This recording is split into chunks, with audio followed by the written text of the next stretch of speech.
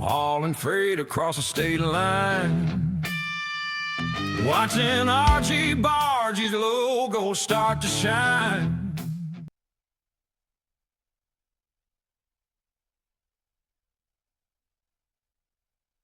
Yeah, RG Barge crew. Hope you're having a fantastic day today and your family's happy and healthy.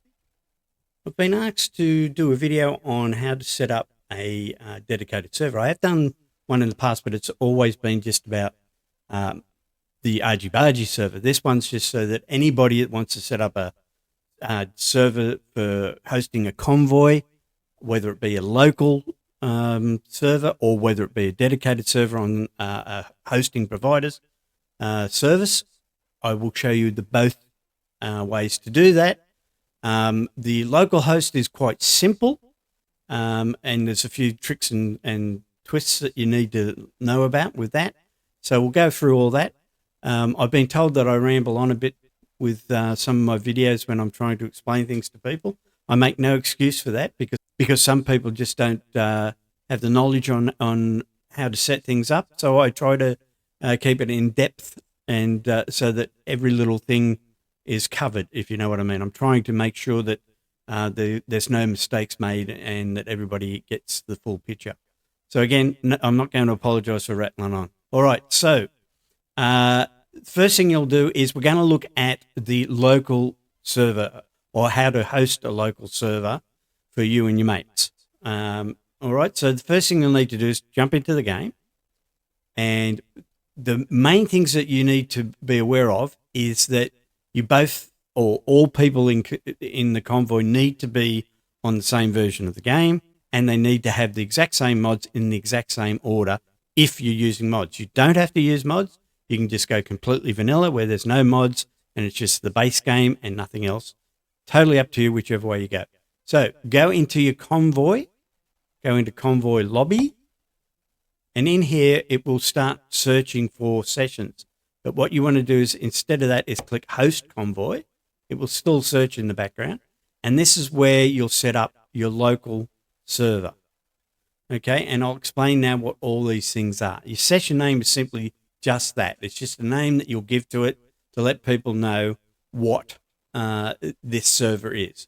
So I always put RG Transport, ATS, meaning the game, and me, RG, and then local after it, so that they know that this is on a local server and it's not on the dedicated servers. But again, you can name it whatever you want. And again, it's just simply a name. It makes no difference what you call it. You can just put whatever you want in there. Then there's a session description. And again, you can put whatever you want in here. It doesn't really matter. It's just an overall description. You could put, this is my local server with X mods on it. Please come and join us, or something like that. Doesn't matter. If you choose to put it as a password protected server, you can then just enter your password in here.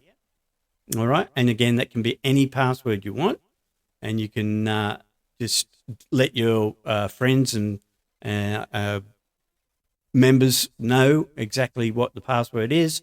And that way it's password protected and not just anybody can join in. So it's only people with the password will be able to get into your server. Then a welcome message. Again, it's just whatever you want to put in here. I've just put, hi, let's have some fun. And that's what they'll see when they join the server. And in here is maximum number of players. All right. So maximum number of players, most servers will be 8, but you can go up as high as 128. I think, 128. I bring it down to about 20 because I think the most we've ever had in a server to this point is 19, I think it was. Now I've got to try and get on 20 again. Jeez. Okay, I'll stay at 21. Okay, I forgot to mention, so I put this in after the video is made. What you need to do too, there's one more important thing. If you're going for a dedicated server with more than 8 players, or a host, like a locally hosted one with more than 8 players, you have to change one thing in your config file. And it's quite easy. You just go into Documents, American Truck Simulator, and you find your config file, which is this one here, config.cfg. Double click on that, and it will bring it up in Notepad. Okay, now if it doesn't bring it up in Notepad, you can right click on it and open with Notepad, and it should open. Okay, so quite simple. It opens in Notepad, and what you're looking for is you go to Edit, Find, and you'll type in Convoy. And then you'll find Convoy allow load. That's not the one you're looking for. You're looking for convoy size.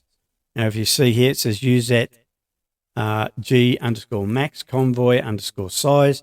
I've got it set at 128. It will be 8 in your config file. So you want to change it from 8 to 128. That then allows you to find any server up to 128, which is the maximum amount of players in any server at the moment. So again, default will be 8. You just simply want to change the 8 to 128. Now you can choose to have friends only. Now I'll go across here and show you what that means. When enabled, only your friends and invitees can join the session. And again, it's just another way to password protect it in a way. It can be only through invites or whatever. I don't bother with this because I put a password on it, and it's just as good. That way, only people with the password can get in. So that's, yeah, it's basically just another protection or security measure that you can put in place. Now, these are the important ones here that you see down below. Enable optional mods. Now, what an optional mod is now bear with me, and again, this is where people probably think I'm rambling on, but I'm trying to explain this as clearly as possible so people can understand what an optional mod is. When enabled, optional mods are not required by other players. So an optional mod is a mod that is classed as optional by the creator of that mod. He has to make it optional, all right? And it means that you can put it on the server and not everybody else has to have it. So just bear in mind that if, for example, you're using an optional paint skin on a truck, that when you use that, you will be the only one that can see it. Everyone else will probably see a plain white truck or a plain green truck, whatever it may be.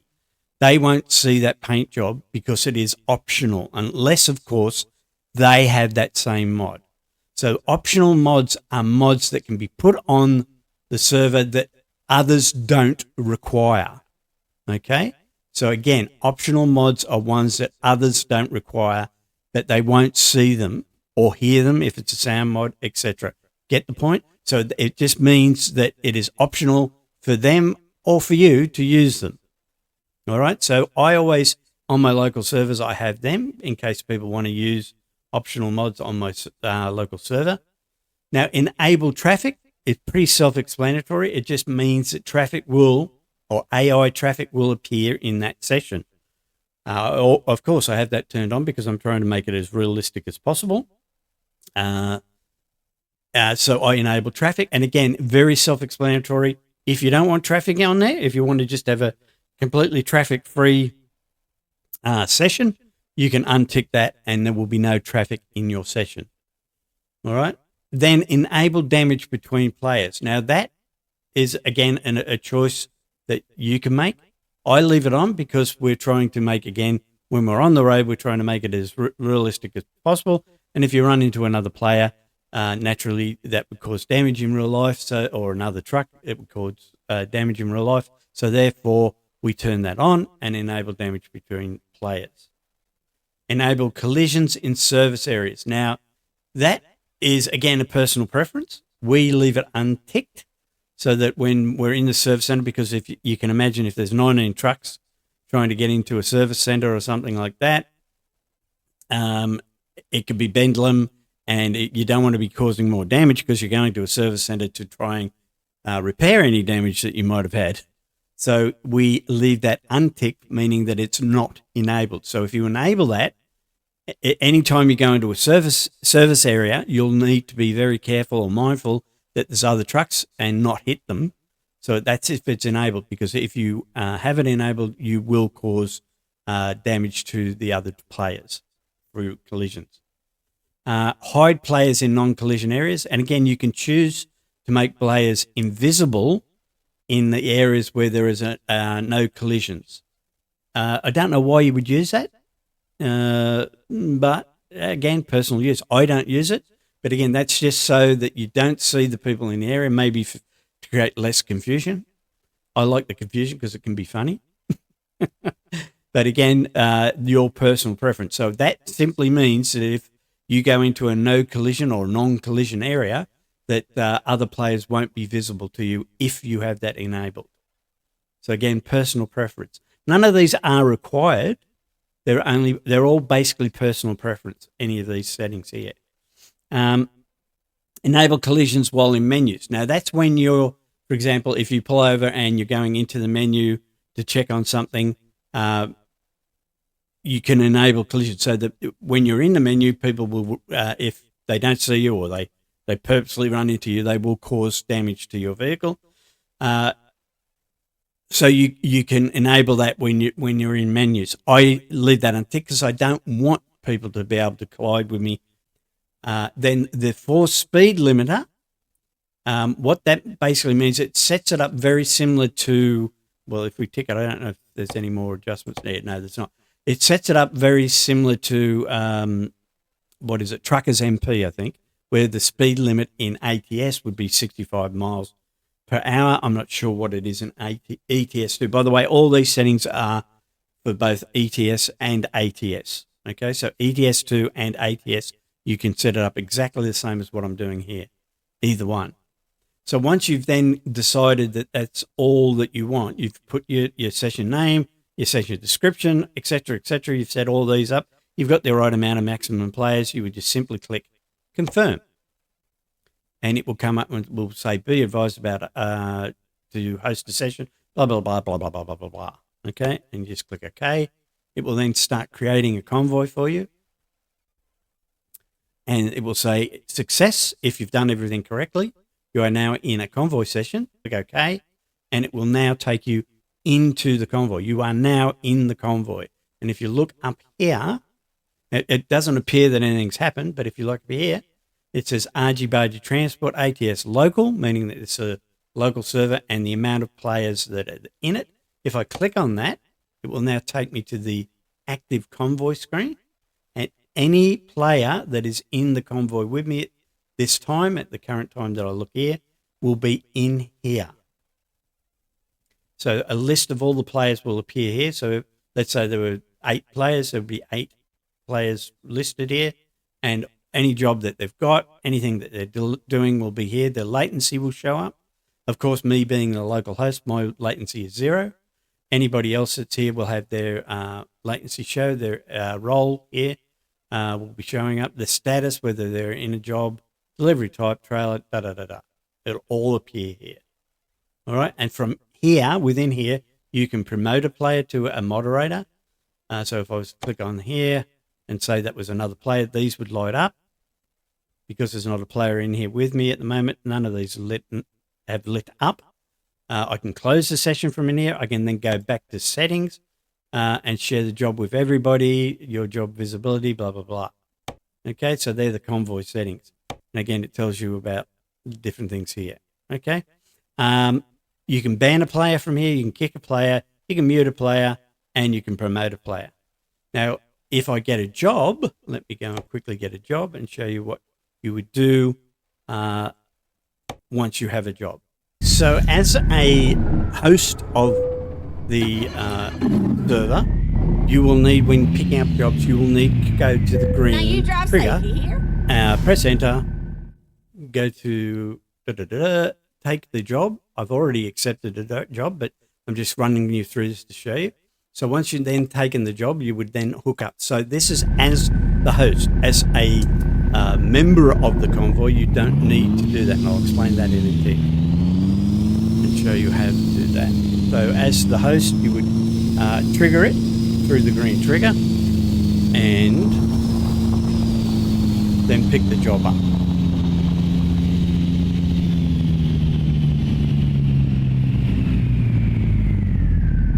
And then once I've hooked up,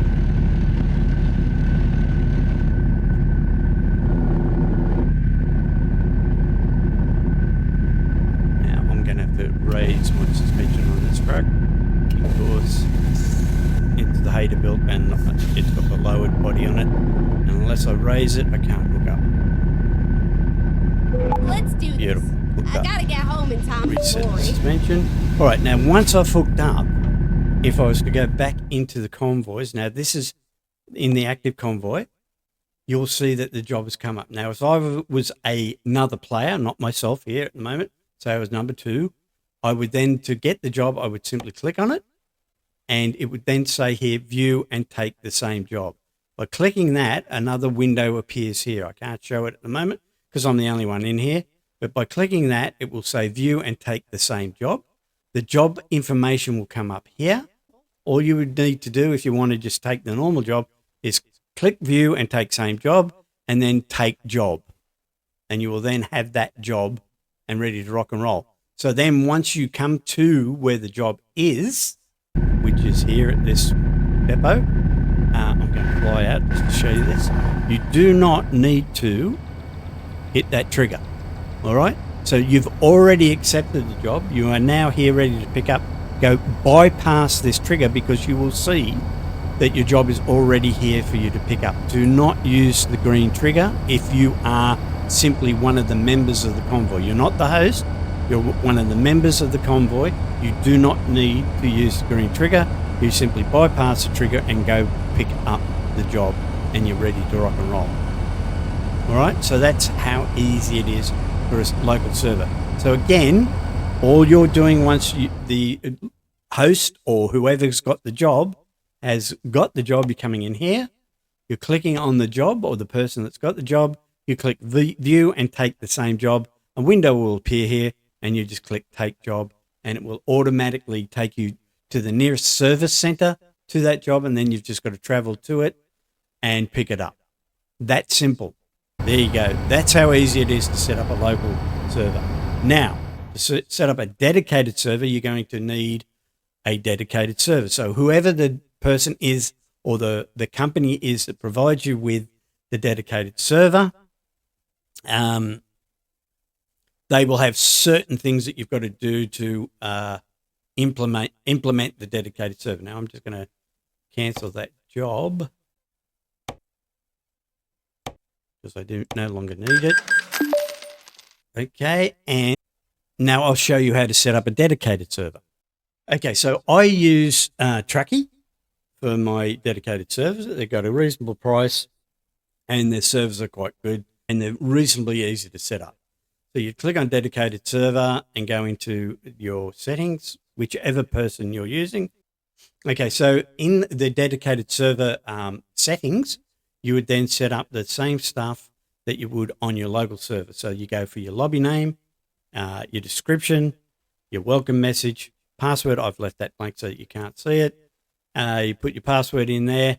Maximum number of players, of course, we've gone for 128 in case we ever do get a lot of people on the server. But again, like I say, I think the maximum number we've ever had was 19. Actually, it might have been over 20. But anyway, max AI vehicle player, vehicles per player, I think it is 50. I've left all this at default setting. Again, I don't pretend to understand exactly what this all means. I'm guessing it means that at any given time, the maximum AI vehicles that a player can spawn is 50. So I don't know why there's 2 of them. But anyway, there you go. I've left it at default. Then you'll need your server login token. And again, that will be explained within whoever you're getting the dedicated server off, how you would do that. You simply go over to Steam to get your token. And then once you've created your token, you put it in here. And again, by clicking on the link in whoever you've got the server through, it will explain all that. I'm not going to go through all that, but again, here you can see it will explain exactly how to do it. And by reading that, you'll be able to get the token and place it in here. For this moment, we're not going to go into all that. Moderators list, what you've got to do then is get your moderators Steam IDs and put them in there for whoever you want to moderate. Then here you choose the same sort of settings that you had in your local server. So player damage, yes. Traffic, yes. Hiding company, no. Hide colliding, yes. I think I'm not exactly sure. Again, I left that At default, friends only, no. Show name tags, yes, I want to see the name tag so I know who's in front of me, who's behind me. Disable collisions when game paused. Yeah, I'm guessing that's for when it's in menu, so I'm going to put that on. No collisions in service, that should be on. Don't know why it's not. Force speed limiter, no. Show in session list, yes. Mods optioning, no. We don't have optional mods in the dedicated server. Then time zone, you can choose a time zone. You can choose what versions of the games will be in the server. You can go whatever version you want. I'm going public, which is the most current one, which is 1.58 at the time of this. You would then need to, so this is where it gets a little bit more complicated. You would then need to enter your server packages in the server. Now, what server packages are packages from your game that lets the dedicated server know what you have on your game.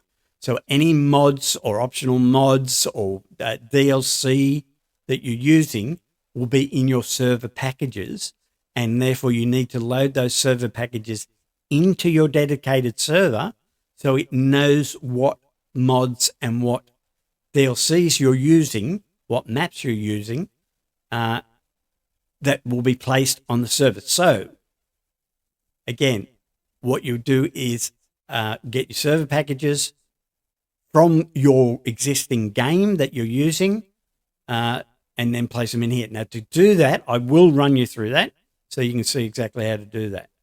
So to do that, you'll need to be in the game and you'll need to bring up your console.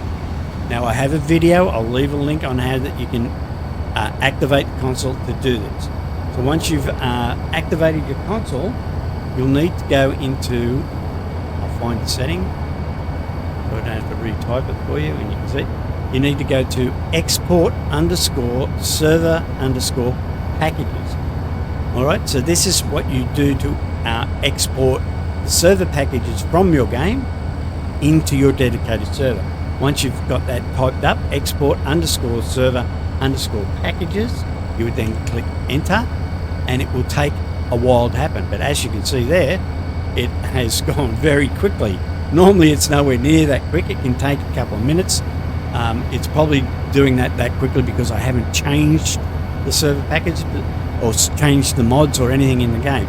So if you change something in the game, you change server packages, mods or anything like that, it may take up to 2 or 3 minutes at least for it to come up and say that the server packages have exported successfully. So once you've done that, I hope you're getting all this, you would then go back to your server. Okay, and then click browse. Again, I'm not sure how it would do it in your other hosts, but then you would go to your server packages.dat and open that, and you would place that in here. Then you would browse here and go to your server packages.sii and open that. Oh, I should say, okay, let's do this again. Where they are is in your Documents American Truck Simulator is where you'll find your server packages. Okay, so go to Documents American Truck Simulator and you'll find your server packages there, serverpackages.ii. The same with your server packages.dat. Again, Documents American Truck Simulator, and it will be there in all its glory. Once that's done, you would then click Save. So once you've done that and you've clicked Save, you've entered everything, you would then go to the top and you would click Restart Server, or you may have to stop the server to start with, depending on the dedicated server host and how they operate. If that's the case, then you would have to restart the server. With this one, it's just a matter of now I've clicked Save. All I've got to do is click Restart Server. And once the server is restarted now, it should all operate. So again, you need to save everything first and then come up here and click Restart Server. And you're ready to rock and roll. So that's it. But then when you're in the game, let me back out of here because now I'm still in the local host on this game. I will get out of that. So I go to Active Convoy and I close the session. So by closing the session, I am now out of the local server. As you can see, it's saying accept progress. I lost $12,000 because I abandoned that job. Oh dear. And Triton won't be happy. Anyway, so now I want to go and check on the dedicated server. I now can go to the Convoy lobby and I let it do its fetching sessions because I don't want to host a local one. I want to go and join the dedicated server. So now you're looking for the name of your dedicated server in the list. And to find that, you will need to make sure that your advanced filters are set up for that. All right. So you'll need to make sure that it is with session mods because we use mods. If you're not using mods, you can have this unticked. You can put here, again, these are all your personal preferences. Only sessions you can join, only sessions with app password, only with low latency sessions, sessions with mods, sessions with optional mods. We are only using mods. We're not using optional mods on the dedicated server, so I had that ticked. Then you want to make sure that you've got dedicated servers, because if you don't have dedicated servers, if you have no preference, you'll have a complete list of all the hosted servers, the local servers, and the dedicated servers, which means there's a lot to go through. But because we're on a dedicated server, we're just going to choose dedicated server. I don't put anything about preferences here. Again, that's your personal choice. You can choose to do that. But the simple way to do it is to click with mods because you're using mods. If you're not, don't tick it. And that it's a dedicated server. You then click apply and then click save and then click OK. And once you've done that, a list you can refresh by clicking refresh and it will start fetching the sessions. And again, it's very similar to logging into the local host.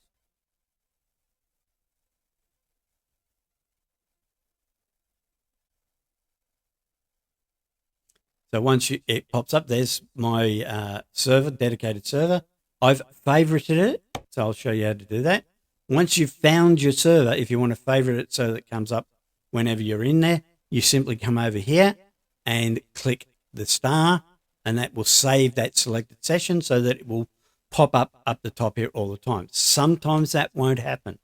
Now, what you're looking for to make sure that everything is installed correctly is you want everything to read installed down here. So these are the mods that I have installed. I'm waiting for now Realistic Brutal Graphics to process. Oh, and I just remembered I don't have it in on this one because it was one we just recently added. So again, this is good because it's showing you that I don't have that one. It's going to sit here and try to process that even though I don't have it, and it will continuously say processing. Now, if that happens, it means one of two or maybe three things. One, that you don't have it installed. Two, it is installed, but it's the wrong version. Or three, that it's in the wrong order. So they're the things you've got to look for. Now, if it's in my situation where it's not installed, all I've got to do is jump out of here, go to the total screen, and well, when I say installed, it is installed, but it's not activated.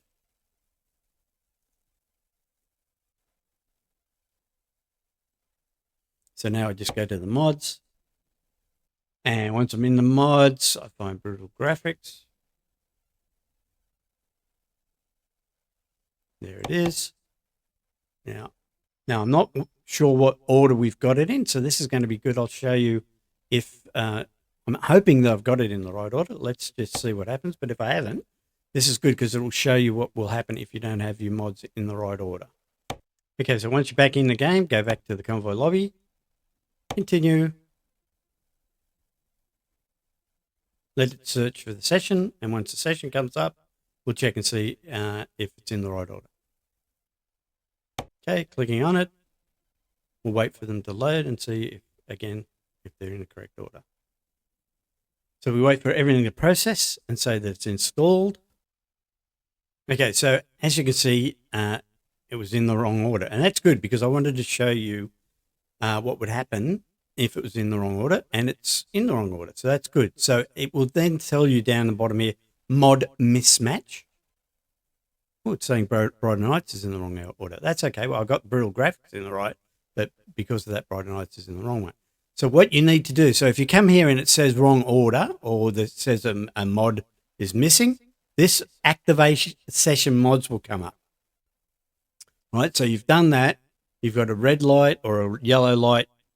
It tells you what's wrong here, and then it says activate session mod. So it helps you correct any problems by simply clicking this. So if we click that, this will come up. It says session mod activation. Your currently active mods will be updated to match the selected host's mods, meaning the dedicated server mod. So this will happen in both local servers and dedicated servers. So if you have any mismatches on your local server, this will show up as well. You can subscribe to the missing mods on Steam, click on them and choose subscribe. We don't need to because there's none missing. It's only that it's in the wrong order. Activating and deactivating many different mods may cause damage to the save file. Backing up your save file is highly advised. So if there's a hell of a lot of wrong order or a hell of a lot that are missing, I recommend, just like they do, pop out of here. Don't do anything in here. Just pop out, cancel everything. Pop out, save your file so that you've got a previous save file.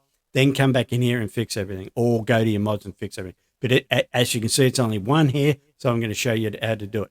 I've done it as far with as many as 4 mods that were in the wrong order, and I had no problems. But again, word of warning, it's probably best to always save if there's more than, say, 2 or 3.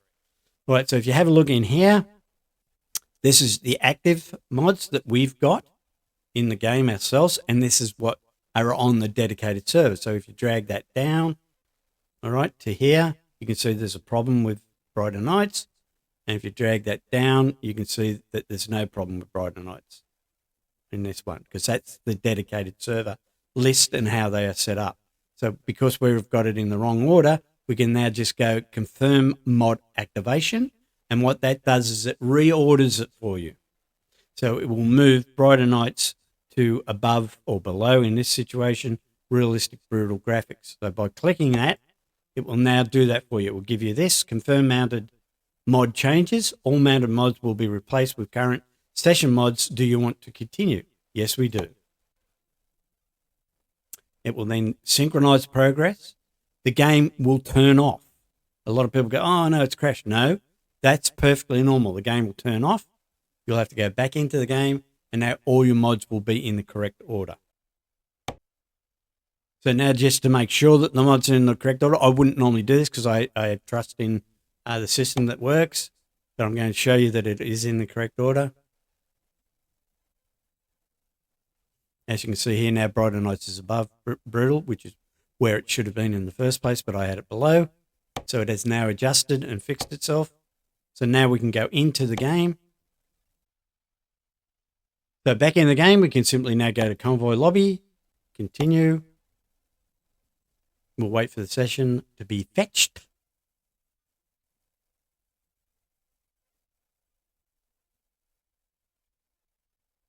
Again, making sure that all the filters are correct, which they are.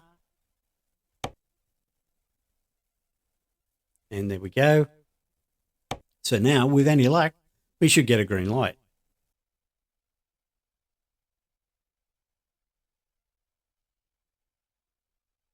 So as you can see here, they're processing. All the mods are processing again.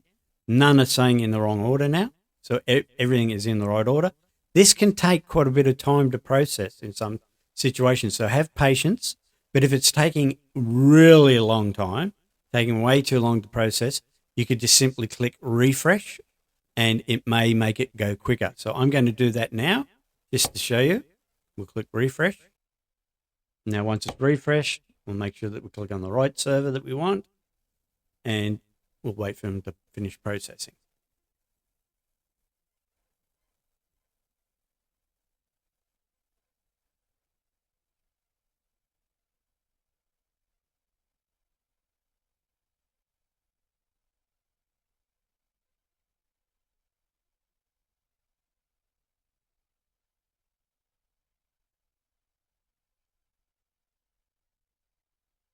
And as you can see, they've completed. They're all installed. I actually left that running to show you how long that would take. That was actual time. I didn't speed it up, didn't slow it down.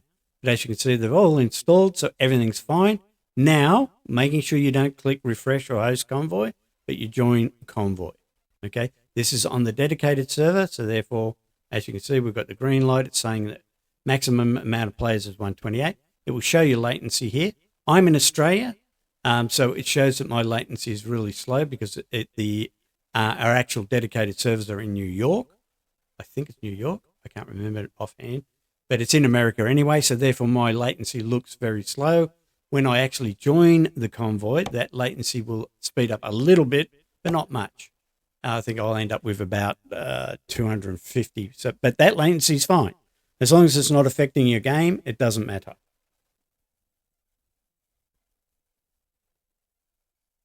Put in the password, click enter or click confirm, whichever it may be. It'll say you're joining a Convoy. It will come up with, again, this information. Click OK. And now, even though it doesn't appear that anything's happened, I'm in the Convoy. And to find out that if I am, I'm not, you would then go here. If active Convoy is lit up, not grayed out, then it means you're in the active Convoy. You can come in here. And as you can see, yeah, my latency's sped up a little bit, but it's at 242. But again, that doesn't really affect the gameplay. It seems a lot of people would say, oh, that's way too slow. It may be for you, but for me, it doesn't affect my game. And a lot of the guys that join the Convoy have that type of latency because a lot of the guys are from Australia or New Zealand or the UK. There's also a lot of guys that are from the US that join us, and their latency's around about 50 or something like that because they're closer to the server. But again, that doesn't seem to affect us. If it was above, say, 350 or more, then you may get problems. You may end up losing connection or something like that. Occasionally I lose a connection, but again, that's just probably my internet that does that. A few of the guys occasionally lose contact because their latency is, well, not necessarily their latency, because a lot of the US guys have experienced dropouts as well. So it's just part and parcel of the internet, unfortunately. So don't panic if you lose connection, because if you lose connection, you just simply join back again. Now, again, as I'm the owner of the dedicated server and therefore a moderator on the server, if there was another player in here, I can mute, kick, ban, or whatever that player here. I can leave the session, and that doesn't affect anybody else that's in the session because it's a dedicated server, meaning that anybody that's in the server, just because I leave doesn't mean that they do. Whereas with a local host, if I'm hosting that and I leave the session, then everybody leaves the session on the local host. But on a dedicated server, you can leave individually and it doesn't affect the rest of the server. All right? And again, your jobs will pop up here. You'll simply click that. And again, like I explained in the local server, you would then just click view and take the same job. It'll pop up here, click take job. Do not activate the green icon. It's, again, same in dedicated servers. If you're taking a job, you're not the one who's got the job or getting the job for everybody else. If you're just joining in, then do not activate the green icon. You just drive straight through once you've taken the job here and hook up. You do not need to activate that. Very important. Now, if when you come in here to join a session in a dedicated server or a local host and you can't find it by name, ask whoever has set it up to provide you with the search ID. That'll be a series of numbers like this. They don't have to put the /101 at the end of it. It can just be these numbers. So tell them to give you the search ID numbers and search for it by that. Now, I'll leave the session.